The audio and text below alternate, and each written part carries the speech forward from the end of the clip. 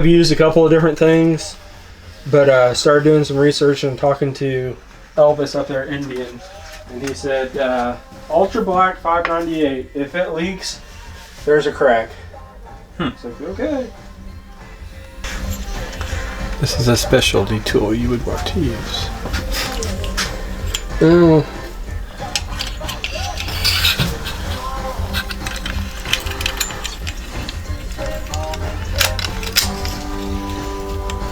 Is that actually a ring compressor, or is that? Yeah. Oh. I was thinking it was just an oil filter wrench at first. No, I used to have one of these that I cut in half for doing razors. And I was kind enough to give it to my friend that took over razor stuff out there, and I wish I would have kept it because it would have been perfect for scouts. Cylinders are still in here. It's a little tight on the scout. Get it. Hey, we can get it though. Sparkly. Also pretty.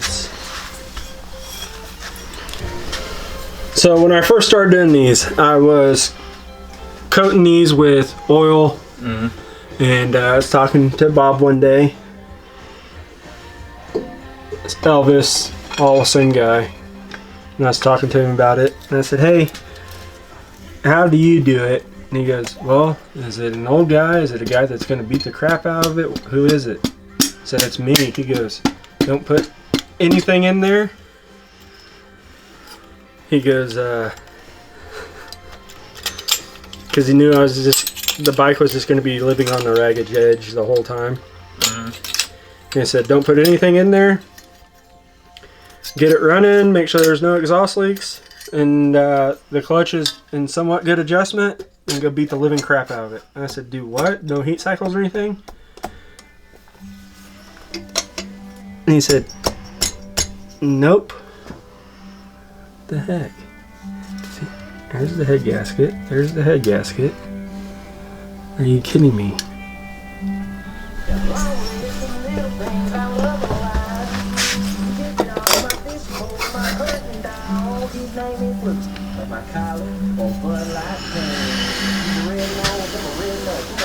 What the heck? That is bigger than the hole. Is it not? It is.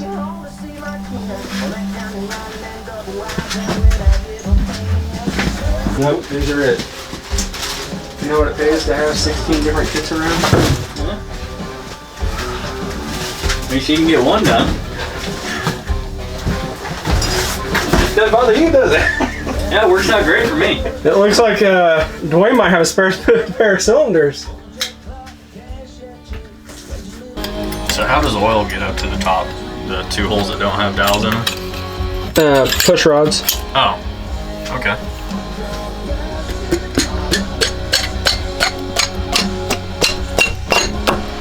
That's better. Yeah.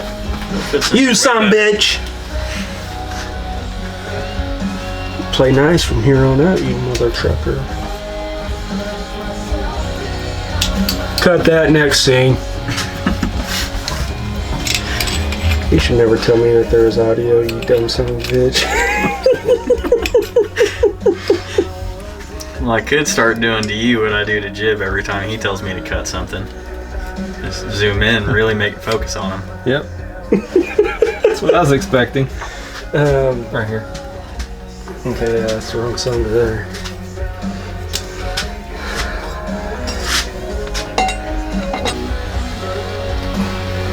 Where's your gear tool?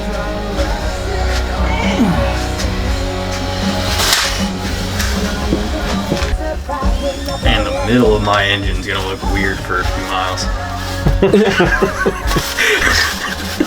Yep. It won't take long.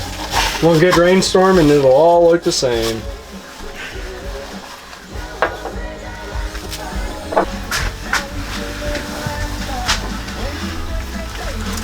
See, I've never had a two-stroke that ran right.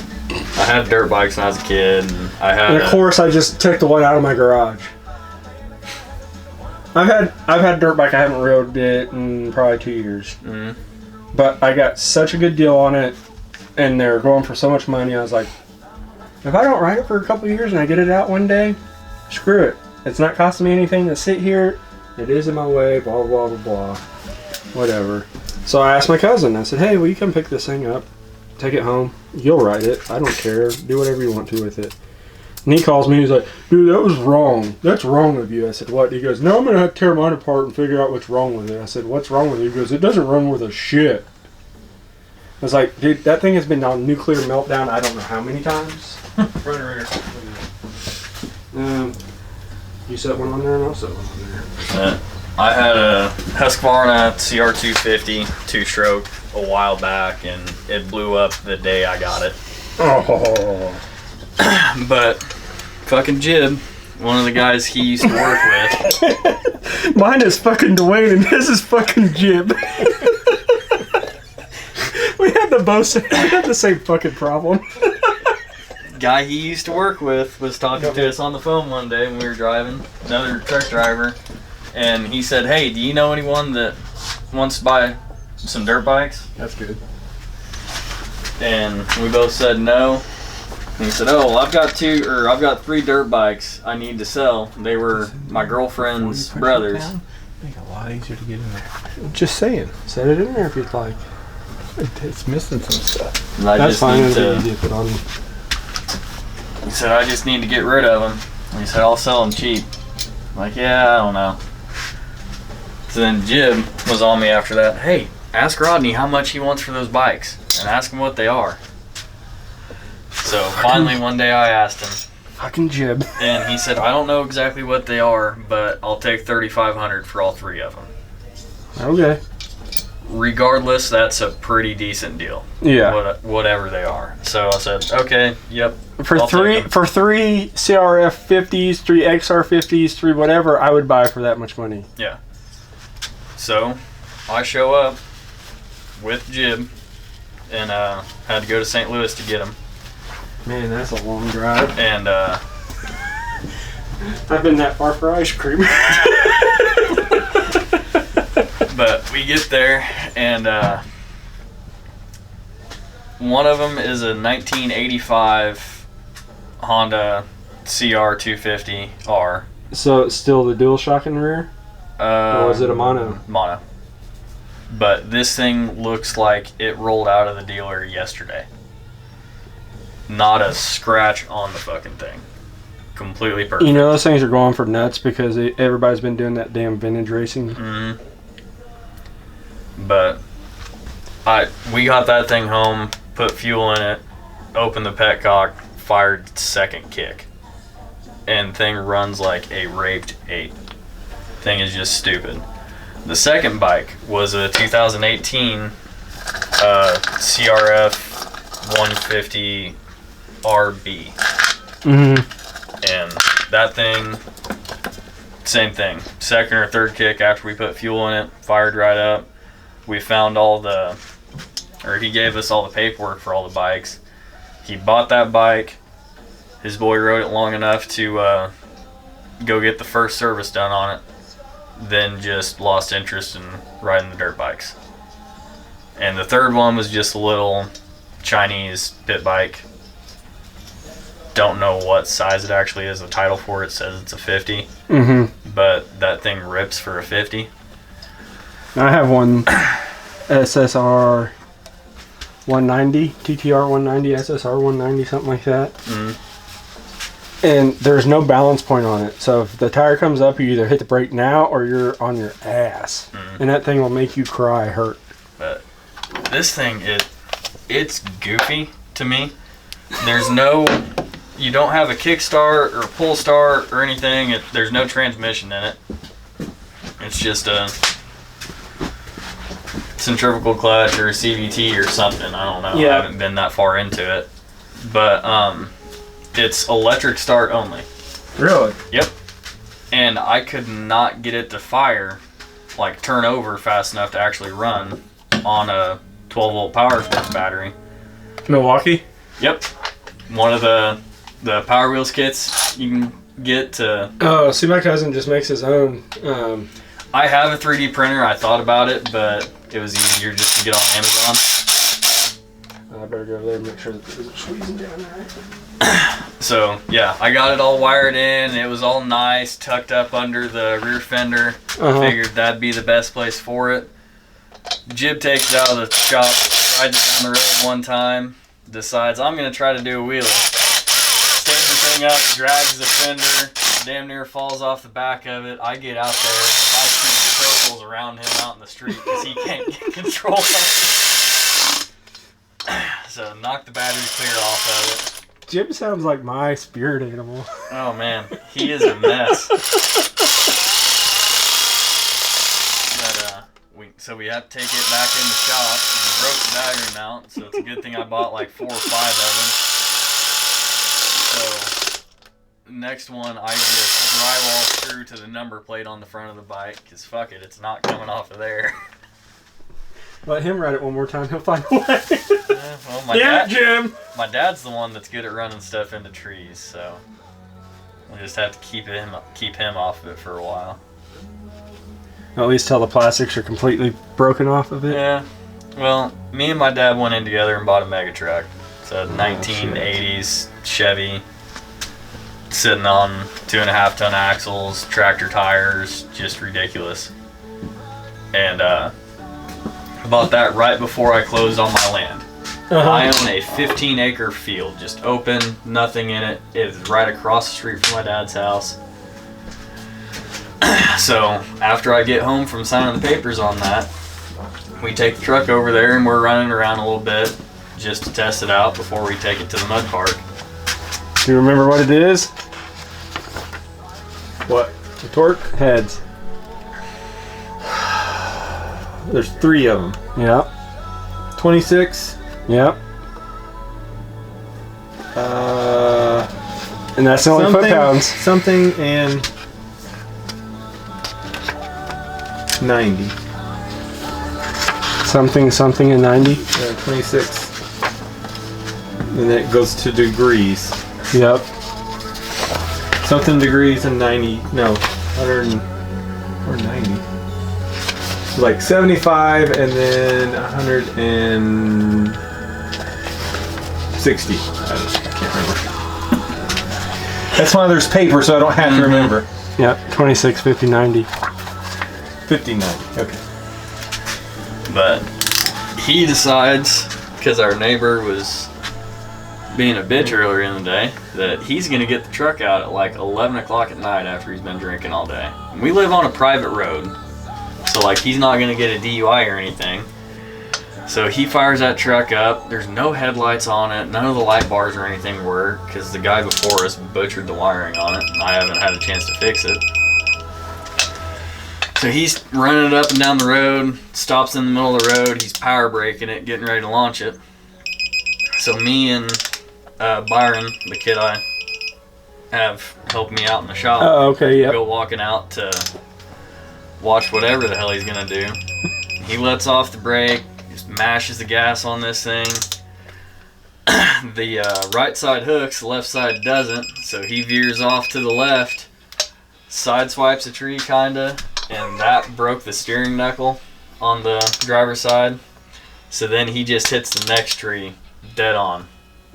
Just right dead center middle of the front grill because there ain't a bumper on it. So destroyed the radiator, destroyed the whole front clip.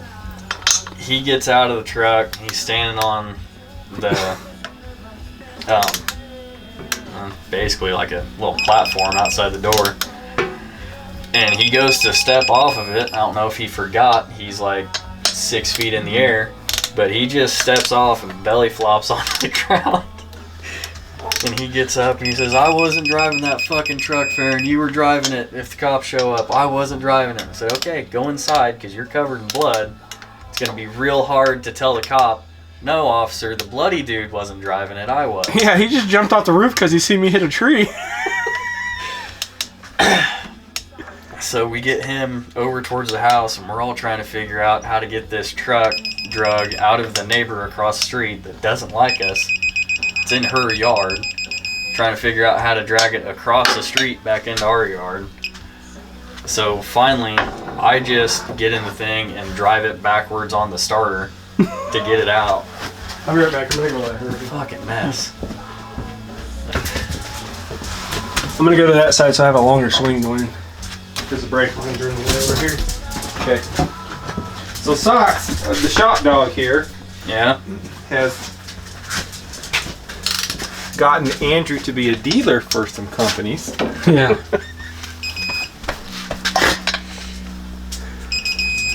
So I'm dealing with Recluse, and I said, "Hey, I'm getting a lot of interest in these Indian clutches. Would you guys mind me becoming a dealer?"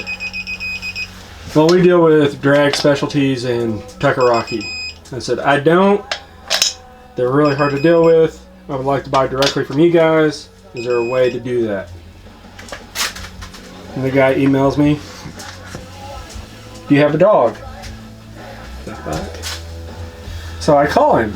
I said, "Well, did I read that correctly? You asked me if I have a dog." He goes, "Yeah, do you have a dog?" I said, "Yeah." "Does it go down into the shop?" "Yep." "Will you get some pictures of your dog down in the shop?" "Sure, why?" He goes, "That's all I'm asking." It's like, okay. So Kim, mom's over here. We put her in a Recluse, or no, Always Broke custom shirt, stack up Recluse boxes. She's sitting here. I have that Dark Horse Springfield sitting here. I'm doing a clutch in it. Send them pictures. Send them more pictures. And they call me back and they say, "Congratulations." I said, "On what?" They said, "You better buy that dog a steak." I said, "For what?" They said, "You're now the only independent Recluse dealer there is." I said, "Okay." They said, "The reason we asked you for animal pictures is, sure, we may be number one in clutches, but we don't care about clutches around here." I was like, "Okay." They said, "We care about animals." I'm like, "Okay." Everybody that works there brings their animal, one of their animals to work every day. Oh, no shit. So that little bitch right there shook her goods for me. How old is she? Shit, I don't know. They told me that she was 3 or 4 when I got her. Yeah. And I've had her for 6, 7 years, so she's anywhere between 3 and 4 and 10 and 11. I don't know. She looks just like one of my dad's buddy's dogs that just passed. Dumbass wouldn't quit messing with their horses. She went out there and she got kicked in the head. Oh shit. So what's the difference in this intake and the one that came off? Just stock one's 54 millimeters, that one's 60. Okay. Just the opening for the throttle body. Yep.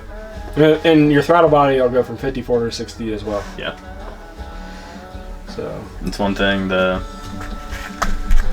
Jib was talking to the finance guy at the dealership about it when he was talking to him about his Chieftain, and he was asking all sorts of questions on if this bike was getting the bigger throttle body with all this, and Jib was asking me, I was like, "I don't know, dude. I've never done a big bore kit on one of these." So what's weird is, so 19s came out with the throttle bodies and intake already on them.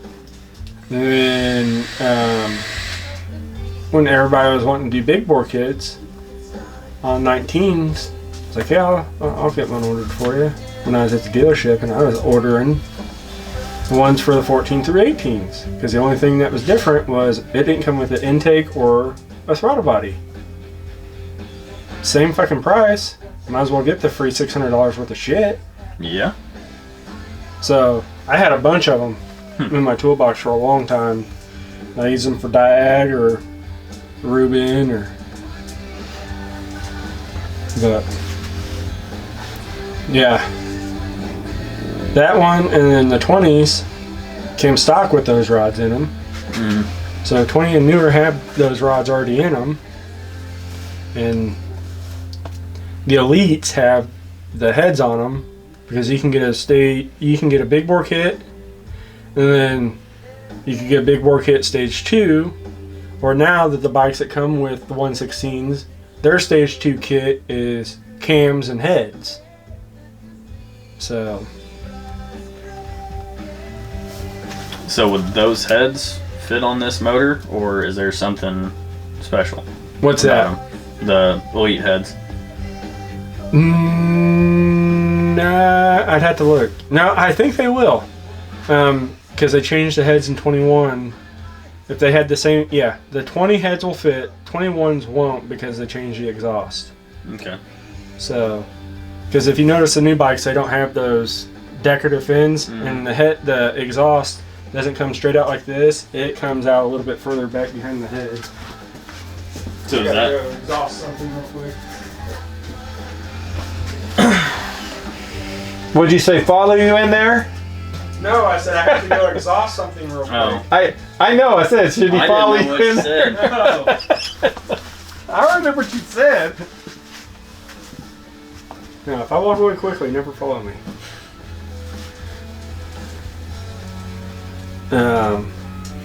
So other than the exhaust, though, is it just you'd have to get different exhaust, or the heads are different? I'm not 100% sure. I haven't had a 21 rear motor apart, I don't think.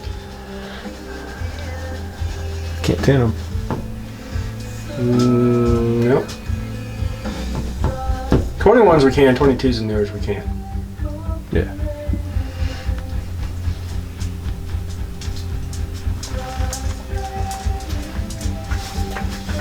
Is that just the Power Vision will work on them, or?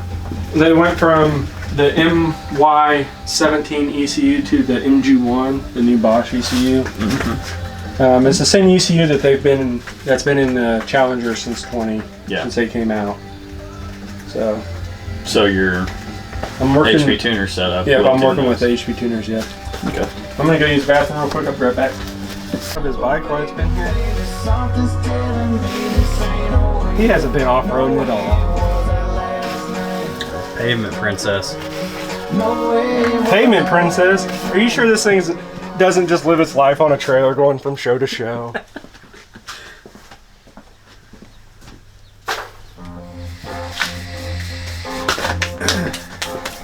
When I started in the local writers group, they had a mileage contest. Winner gets 2 free tires. Okay. These old guys, so I was asking, okay, what's the normal mileage? Blah blah blah. It's like these retired guys, they ride all the time. You're never going to get anywhere close, right? Okay. So the first quarter, that blew everyone away. The second one blew everyone away. And then our, what was Cameron? He was treasurer? Yeah. So a treasurer, he's going on a trip. So he went out to California and I got another funny story on that trip too. up to, what, jumping the curb? Yeah. Yeah. Just all around, right? He come back, time to turn in our miles. I beat him by like 200 miles. Just back and forth to work. He was gone for almost 2 weeks riding solid. Jeez. So after that, I would not participate. Right? It's like, you guys, you do it. It's not fair. See, Then they dropped it. They're like, nah, we'll do some other kind of contest. our riders group doesn't do anything like that, but when I got this bike, everyone was talking about how much we're gonna ride. All these old guys that ride with Jib, they ride a whole lot, so you guys would be going all the time. So, What they say. How many miles they put on in a year? 7,000-8,000. A few of them get 10 or 12 in. Like, okay, I did that on a Royal Enfield. Damn near plywood seat. No shit.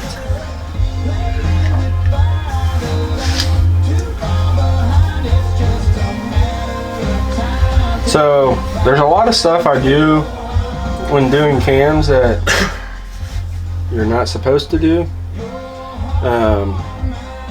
When you do cams, I'm sure when you had because you did the clutch yourself, right? Yeah. So when you had that cover off, you have to pull the clutch basket and all that stuff. There's a hole in the case, and that's what they use to lock the crank. Mm-hmm. So when you're doing cams, it's supposed to be 2.5 or 3 hours from Indian to do it per their book. Mm-hmm. And I had our dealer sales rep got a dark horse, and he got all kinds of accessories to put on it. He's like, we'll set aside like 3 or 4 Mondays to get it all done. I was like, okay. So he did the same thing, set up a camera. And I'm doing cams, and he goes, you're putting the cover back on already? I said, yeah, I'm done. He goes, no, you're not. He goes, that's a 2-hour job. I said, no, it's not. So he stops me when we start going through it, 18 minutes. So he sends it to corporate, and they're like, you know, you should be doing it that way. And I was like, okay, I've got 500 sets of cams out there and haven't had an issue. So what am I doing wrong? Yeah. So, and the same thing when they see me doing this. So if you don't jack the back tire up, there's no room to get the rear head and rear cylinder off. And I figured that out on the second one because trying to move one around, because I usually didn't have a second pair of hands at the dealership. Yeah. And I had a corporate lady in one day.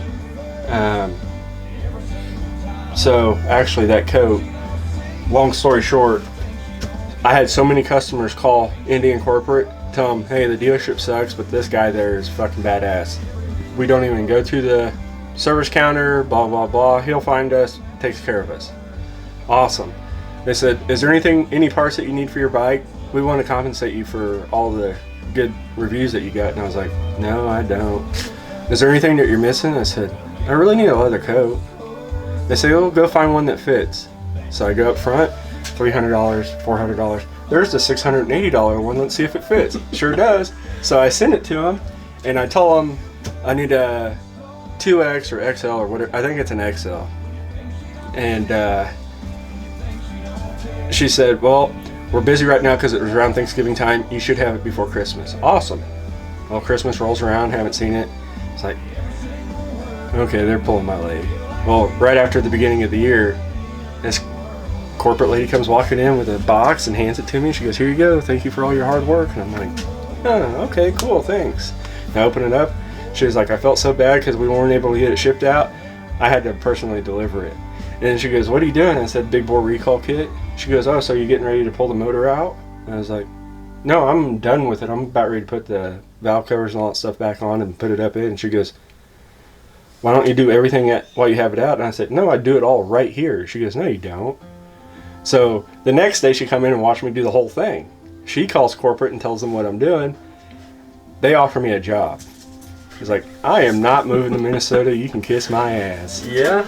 They're like, that sheet right there, how long does it take you to do a big bore recall kit? And I was like, if I don't fight the rods for very long, I can get it done in 5 or 6 hours. Because I'm not changing the clutch, I'm not changing the cams. All I'm doing is pulling top end off, rods, put it all back together, back in the bike. And they're like, well, you know, it's 12 hours worth of labor. And I was like, yeah. And they're like, well, if we can steal that idea from you and put it in the instruction manual, that right there would save us enough labor across the country that we could pay your salary for a couple of years. And I was like, you can pay me for the idea right here. Yeah. So I ended up sharing it with a bunch of people, and now a lot of people use it. But yeah, it was funny. She goes, so what are you doing? I said, about ready to put the motor back in there. No, you're not. She didn't believe a damn word I was saying after that. Torque specs. Oh yeah, she was freaking out about that. She goes, do you use a manual or anything? Because I had not had a manual out, don't touch anything. I was like, man, when you do these 2 or 3 times a week, you have everything memorized. Like I was screwing with him. And when mom comes over, I always screw with her, and I was like, what is it? And she's like, 35, and I was like, nope, way off. She goes, you haven't even looked. I was like, I don't need to. So there was something else I was doing, and when I was bolting the motor back in, I handed the lady the book, the service manual. She goes, so you have everything memorized by heart, huh? I said, yep. So when you slide it up, get the dowels in on the left side, put the bolts in on this side loosely, put the front frame apart together loosely, jack it up, take the block out so it's sitting level on the table, You start with the top one over here, go down to the bottom one. Those are 75 foot-pounds. Come over here, top one, bottom one, 75 foot-pounds after you put the spacers in. And then you do everything on this side is 45 foot-pounds. Put this bar on, slide everything over, 45 foot-pounds. And she's like, not only do you have all the torque spikes right, but you have all the sequences right. And I was like, not my first rodeo. So were you flat rate in there and just kicking ass on pay, or? So this is where they really screwed up. When I started there, I had one other tech, and he got in a pissing match with the general manager, and he left, just up and left. And I was by myself for 2.5 years. And so I was hourly. So I'd come in an hour before the shop opened, leave an hour after they closed. Thought I was making pretty good money.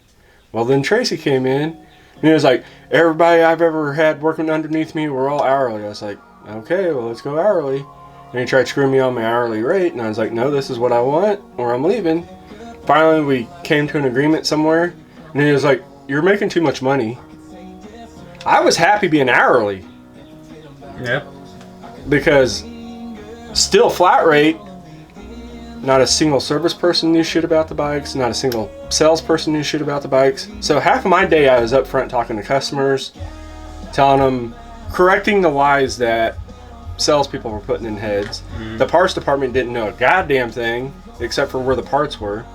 So I was up there and they're like, man, I wish they had these one parts. And I was like, we have them right there on the shelf. And they're like, what? So I'm selling more parts than anybody that worked in the front of the dealership.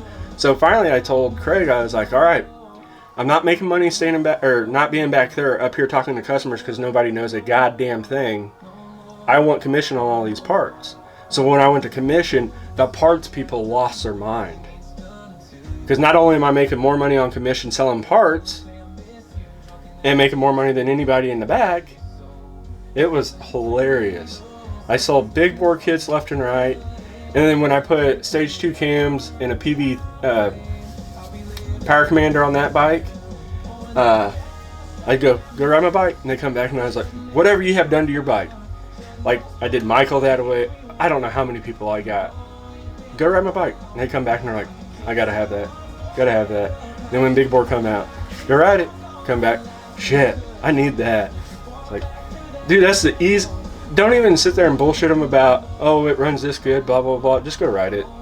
And they come back and they're like, whatever you have done, just do it. Do you want me to get you an estimate? Just call me when it's done. Okay. So, that was one thing I miss about working at the dealership, is just pissing in everybody's Cheerios, because nobody knew a damn thing. We had, now this is one screwed up story. We had one old guy there. I think he's still there every once in a while, Gary. He would lie through his teeth to get anything sold. And he told this guy if he bought Indian air intake cleaner, stage 2 cams, and a dyno tune, it would do a wheelie in any gear he wanted it to on a Chieftain. And I was like, oh, this is funny. So I put it together. Bike ran great. Guy comes back the second day after I gave it back to him. This thing is a piece of shit. You guys are lying motherfuckers, blah, blah, blah, blah, blah. And I was like, it wasn't me. Go talk to him. And starts arguing with Craig, and this is real funny. Well, comes back a couple weeks later after they kind of settled everything, got him cooled down, and he still was not happy with the bike. Well, he calls me and he's like, hey man, I know you're not dicking me around. I got a blown out speaker. Can you get that under warranty? Yeah. So I get him a speaker covered, get it ordered. I call him. I said, hey man, your speaker's here. Do you want to bring your bike up? He goes, don't have it no more. And I said, did you trade it in somewhere? And he goes, burnt that motherfucker to the ground. Torched his bike because he was so unhappy with it, because people lied to him so much. Jeez. That was probably the only weirdest, craziest thing I've had a customer tell me. Didn't try to hide it or nothing. Burnt that some bitch to the ground. Orange humor, there we go. See, that's another good thing about our local dealer. The actual techs are the parts department, one of them is the only salesman on the Indian side of that deal. Oh, really? Yeah. See, if they were smart, that's how they would do it.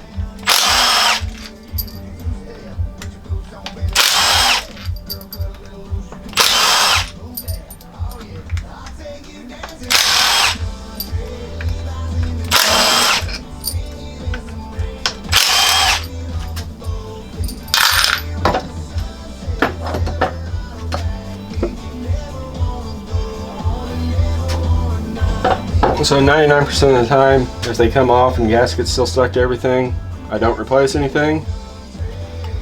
And I have not had any problems with leaking, but this one, I feel it's kind of brittle.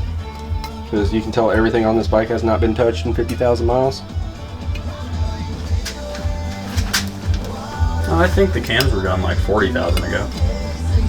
Still, it's been through a bunch of hot heat cycles. How did you like your third gear wheelies with the stage 2 cams? Or did you have a legit... Oh, no. Done talking bad about them. No, I'm not. I can do a fourth gear wheelie. If you get enough shit hanging off the back of this, enough camping gear and stuff, it'll... Scare the shit out of you? Yeah. Yeah. It'll stand right up and forth. You get your 220-pound buddy on the back and go, hold on, and he goes, what for? So... before I do that, let's get everything lined up.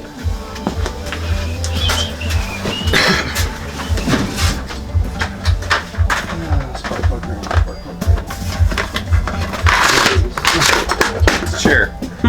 That's neat. Oh. When the tool guys show you something that you can't have, or yeah, you can't have this one because this is my display model. Well, shit. Go ahead and order me a couple of them. How many of them you want? Well, just let me know when you get some in and I'll figure it out then. We got 50 of them and sold them all in 2 days. Jeez. I think Marvin bought most of them now.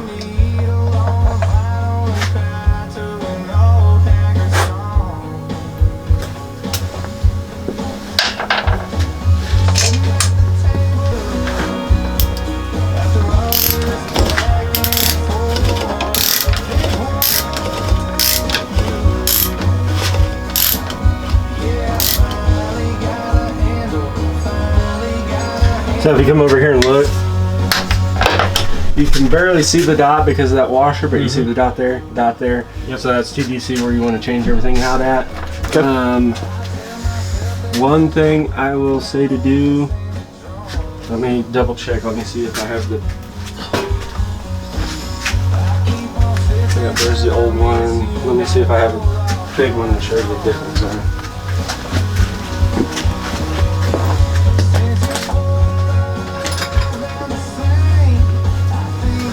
This is one upgrade I will tell you, please do, because it'll help you in the long run. So this is what you have on your bike right now. Mm-hmm. See how small that is? Yep. That's what exploded on his old bike. That's the upgraded one. Okay. That's on the newer bikes. I think it's like 60 or 70 bucks. Really all you have to do, you don't have to take anything off. Just take this cover off, and when we go back to torque it, you can do everything with it in the bike. You don't have to take, you might have to move the floorboard, I'm not sure. But just take this off. It's a 6mm bolt right here. And then when you go back in there, when you're putting it back together, if you just push in on that, you can squeeze it in, slide it in, let it go. And then once you start it, it self-adjusts. But I will say, heck, just with stage 2 cams it helps, but a little bit of a difference there. And if something wasn't wrong with this, they would have never brought out this. Yeah. So, I think this one was, yeah, there was something wrong with this one. So I'm not going to put this one on your bike, but I keep it around to show. Yeah. And when you take that 6mm out, it's 15 foot-pounds. And I'm just talking torque specs because most people don't talk those. No. So what setting is that on a Milwaukee Impact? I'm just taking... Yeah. Now, I will tell you one thing. There's a couple of bolts that I do not torque anymore. Because... So up here, the valve cover bolts. Mm-hmm. My old 1/4 inch... It's somewhere. My old Matco. You can run that thing balls to the wall until it stops. And I've double checked it multiple times with torque wrench, and it's like 90 inch-pounds. Torque spec is 89. I'm like, okay, well that's 24 bolts that I don't have to torque. Yeah. So those are the only ones I don't torque anymore.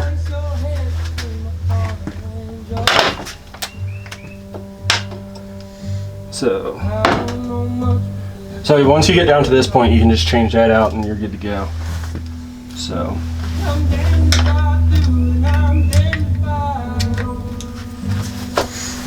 There we go. Okay.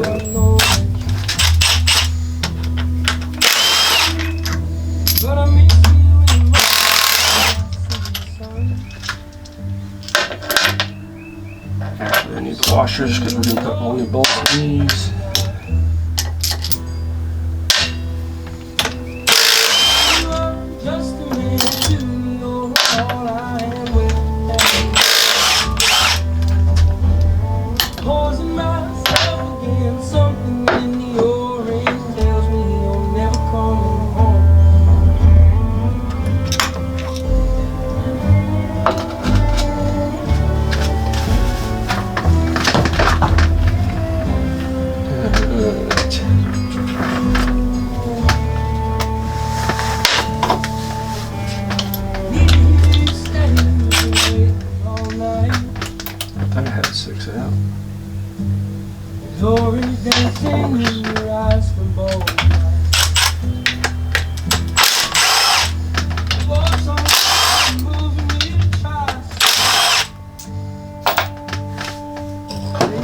So when you're doing cams and you have the push rods and everything in, this is when we would get excited at the dealership.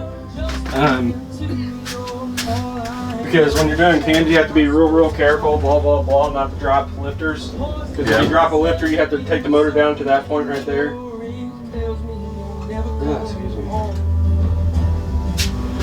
So when we were doing big bore kids, we'd all take turns doing this because it was so satisfying.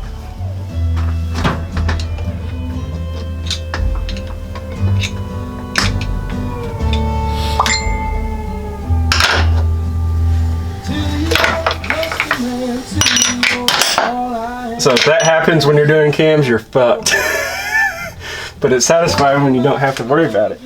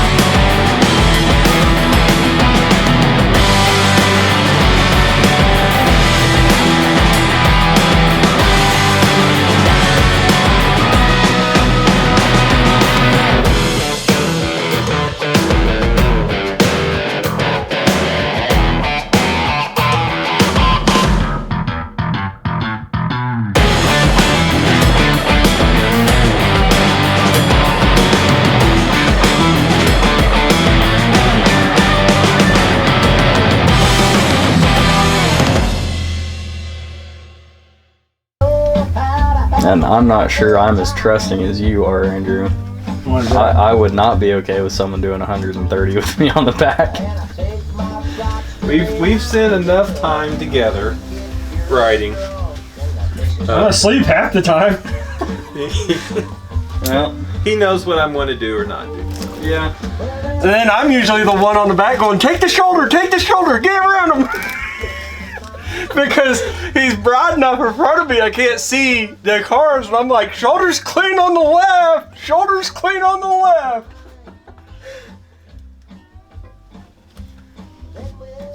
There's a metal bar between us. That's the driver's backrest. It's not nuts to butts. And it's still not comfortable. For me anyway, I'm back there, I'm like, You still got that belly. but I tell you what, I don't know how much faith I've put into that trunk. That's what I'm impressed with. Yes. There's 300 pounds just going.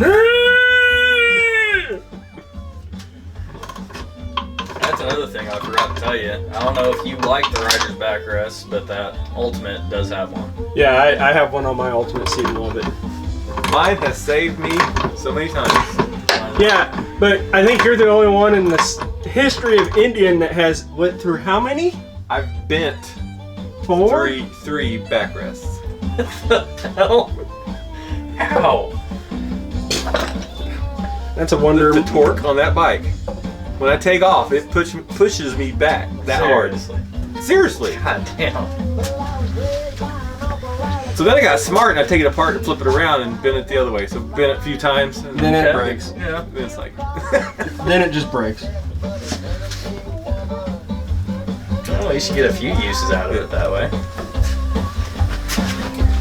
Yeah, he should be on a subscription or setup for backrest too. So my wife, sometimes she rides with me, sometimes she's on her bikes, but she'll be back there. She's like, you need to flip it around again because I'm gonna keep backing up into her. All right, Duane, you ready to slide this thing forward?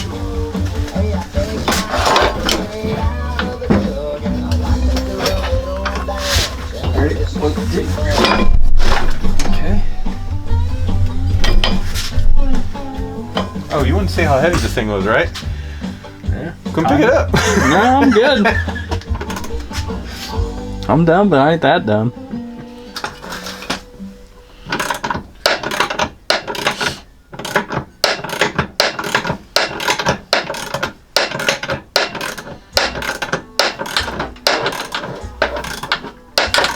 Isn't the belt gone yet? I got the letter. If we slide it back.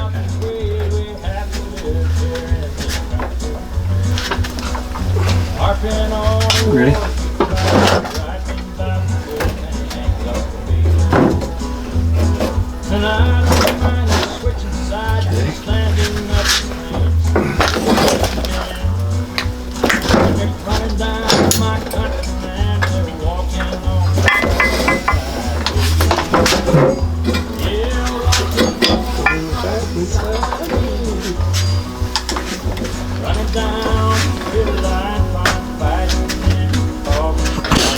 Can you get that bulk in yet, or do we need to go up some more? This one's hard. Knock sensor. Before I start feeding all the other wires through.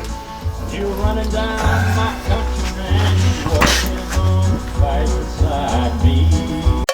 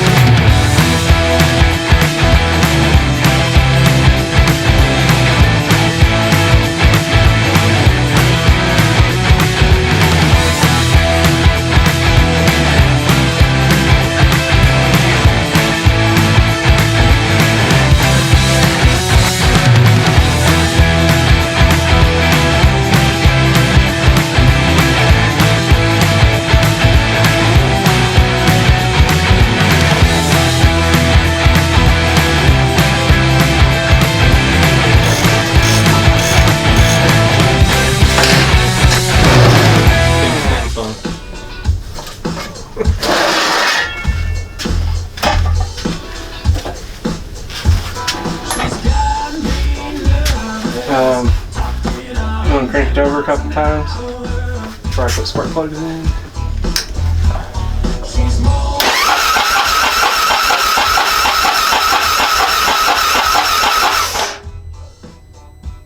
One more time.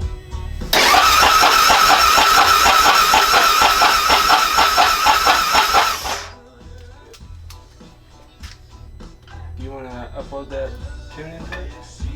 Sure. You want to upload that tune into it? Yeah. There's all my stuff.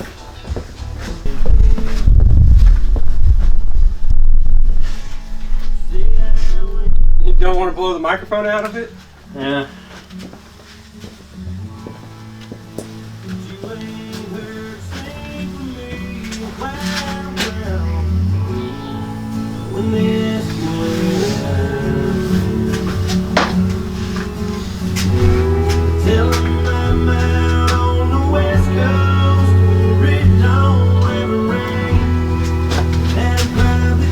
Almost left you a bunch of handprints.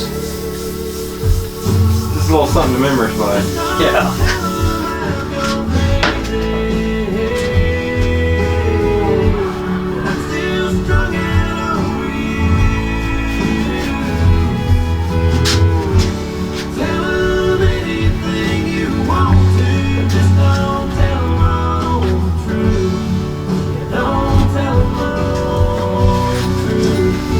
Things I got to hook up before we start it up. Did it take the tune? Yeah. Cool. No, I just shut it off in the middle. It'll just take a couple extra minutes. Have you messed up a tune yet? Nope. Because if you do, then you have to put in the stock file. And it takes a lot longer to load the stock file. And then you put your tune back. So with the PVCXs, the ones before the PV3s, it takes a lot longer to load. And so I play with the tune at night, go down, get ready to go for work in the morning, hit the garage, hooked up the tuner, tell it to program. Forgot my key. Right? So it started programming without the key. Right? What happens if you turn the power on for the bike without the key around? It won't stay on. It won't stay on very long. So then it's like, oh crap, now I gotta do the whole cycle. That's another 15 minutes waiting to program the bike to go to work.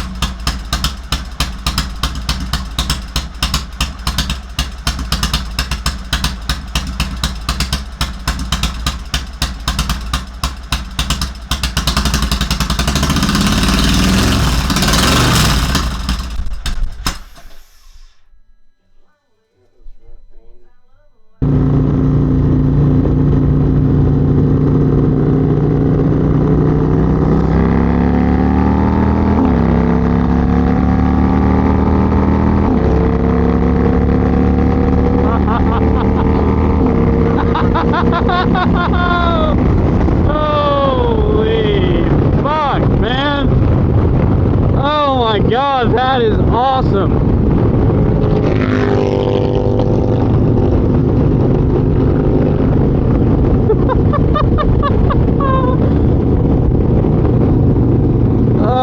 fucking love it.